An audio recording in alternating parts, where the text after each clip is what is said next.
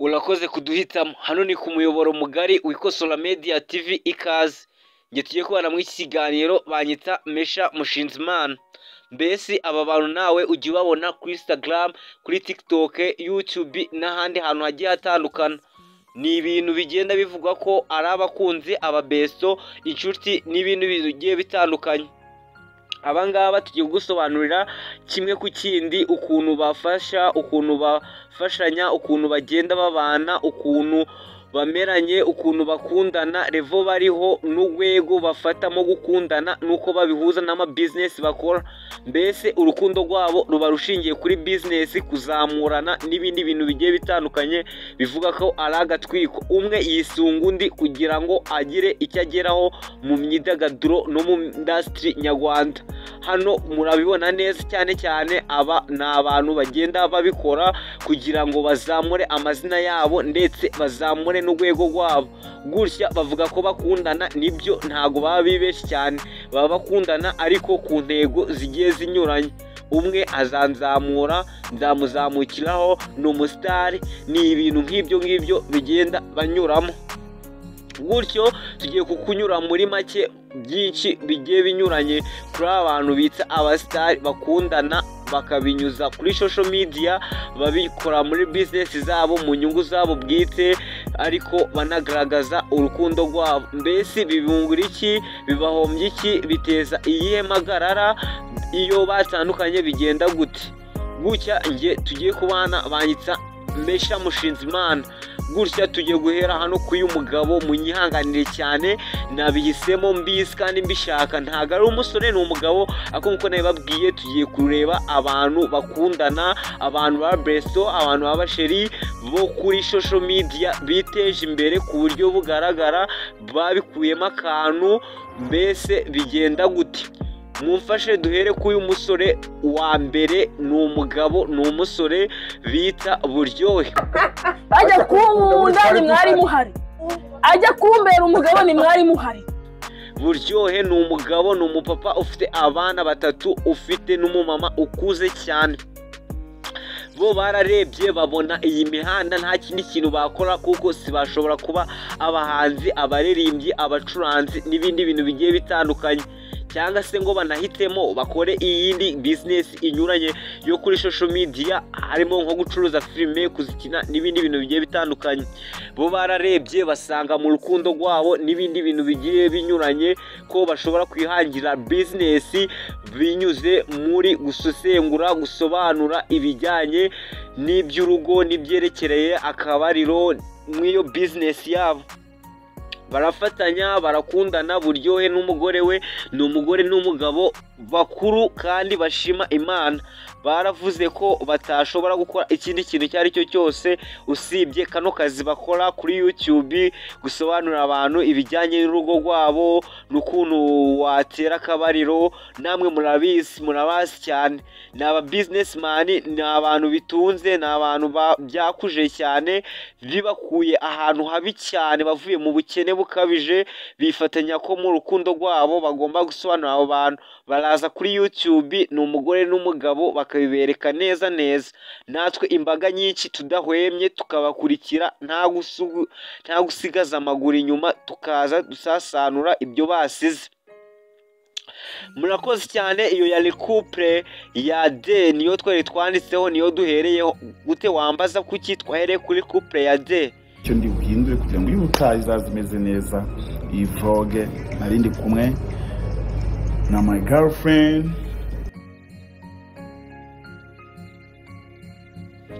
Ese nuko icyo wese wambaza ngo kuki wahisemo guhera kuri D?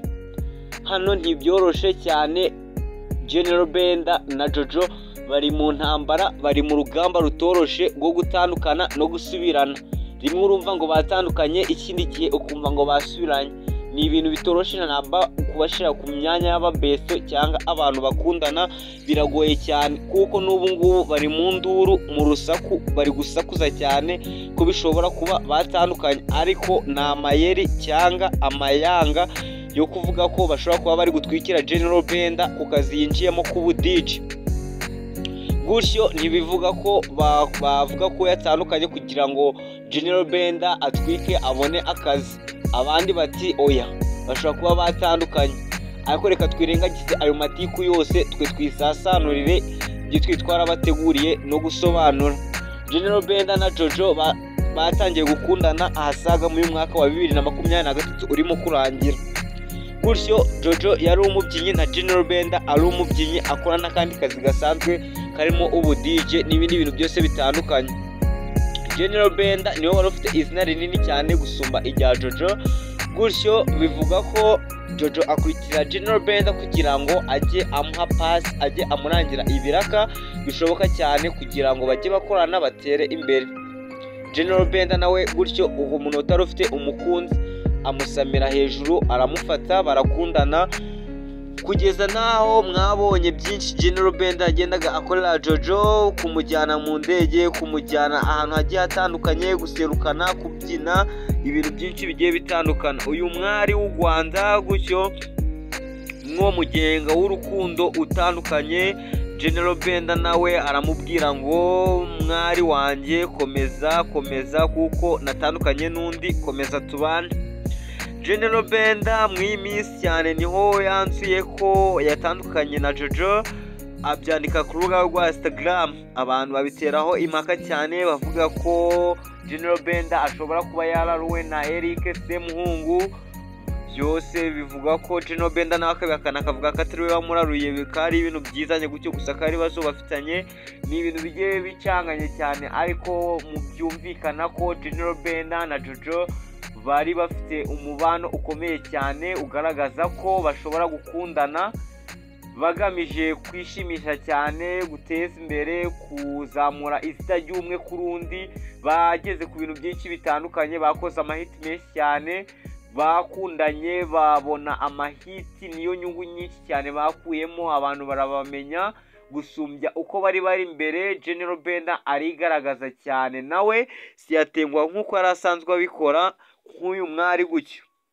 Reka dutegereze ibizava mu iyi gahunda yabo yo guhora bashondana ngo twatandukanye twiyunze. Ndagushimiye, reka tujye ku muntu wa se. We ni ibiki ukundira Regis? Uyu muntu we yoroshye, ahora mu burakari, ahora kwishaza, ariko hari umukobwa waje aramusasanura, aramusekesha. Ni ukuvuga ko uyu mwari we usigaye ukundana na Regis ari ibindi bintu yaje gukora bitangaje cyane, kuko Regis nta wundi mukobwa bari baravanye mu rukundo cyangwa bari barabanye. Uyu mwari yinjiye muri sinema 2023 uri kurangira, uri gufata 2024. Mu minsi mike ahise amenyekana cyane, aranazamuka ku rwego hejuru kubera ubufatanye n'ubushake cyane akorana na Regis. Babikorana mu mafilime yabo, ariko n'ubusanzwe ni abasheri. Regis yazamuye uyu mukobwa cyane, amujyana mu mafilime arenze yo kucani. Aravuga ati nanjye ndakuzana mu yanjye, tubikore hashya. Ariko urebye nta magambo menshi baba bafitanye, ariko bashaka nkaho bashaka kubigaragaza cyane muri iyi minsi. Namwe murabona cyane batangiye kwizana mu mbuga nkoranyambaga ku bantu bazana ibibazo by'urukundo nka gutya, nko kuyu hano kwa Gasana bari bajyanye iyi prank bari bateguye byerekeranye n'urukundo. Bivuga ko nabo bashaka gutwika cyane, bakabishyira ku rindi level, bakayikura ku byo ko byari biri. Aba nabo ni ukuvuga ko byabateje imbere ku buryo bugaragara, buri wese ku rwego rwo hejuru ruruta rw'abandi bose. Aba nabo mu bakunzi n'ababesto byateje imbere cyane, aho hari ku mwanya wa se. Mumfashije twihuse cyane, reka tujye ku mwanya wa B. Wamaze kubona basha kuba mwisi namubona, that in my eyes. Niyo ubuzima bwangora, wowe nkufite by my side, you be my Mwamaze no gukora test y'abana muzabyara. Harimo abana batoya, abana b'abanyagwenya cyane, n'aba TikToker bakitinga mu ndirimbo, barasetsa cyane. Ahangaha nta wundi, harimo uwitwa Judy n'uyu mukobwa mubona imbere yanyu. Hakabamo n'uyu muhungu witwa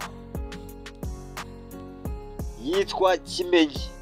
Gutya urakomeza imbere gake urabona byatangiye ari ibintu bisa nkaho byoroheje gake gake, kuri TikTok umwe aposte undi kuri Instagram, bigenda bikura gake gake bajyana mu biganiro ahantu hagiye hatandukanye, bikura isura ahantu bari barasize kuri Kimenyi, bavuga ko Kimenyi ari umutinganyi. Judy araza arabisikana abikuraho, barakundana. Kimenyi abantu benshi batangira kumwiyumvamo nk'uko ari umustar, na Judy ari umustar, bakomezanya gukundana gutyo.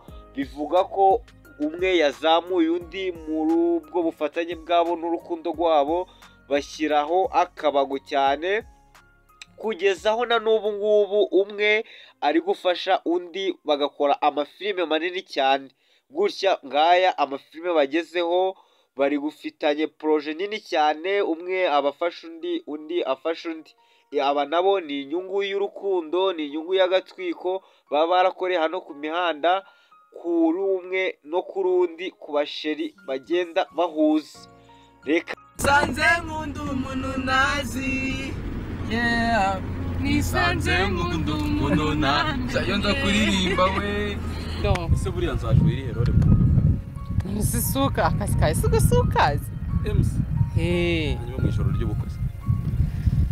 mu ijoro ry'ubukwe si ibyo ngibyo nabyo ujya kubyemusiba, uzatora ubusuri.